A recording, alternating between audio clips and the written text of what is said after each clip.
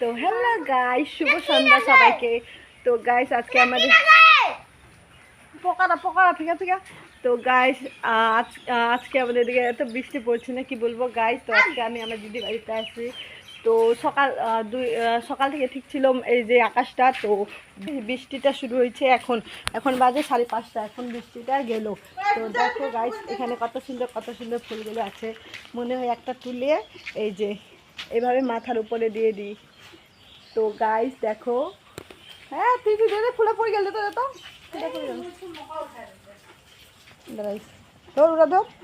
তো গাইস দেখো ফুলটা এই যে এভাবে মাথার উপরে দিই, কিন্তু গাইস আমার চুলে থাকে না, ফুলগুলো পড়ে যাচ্ছে।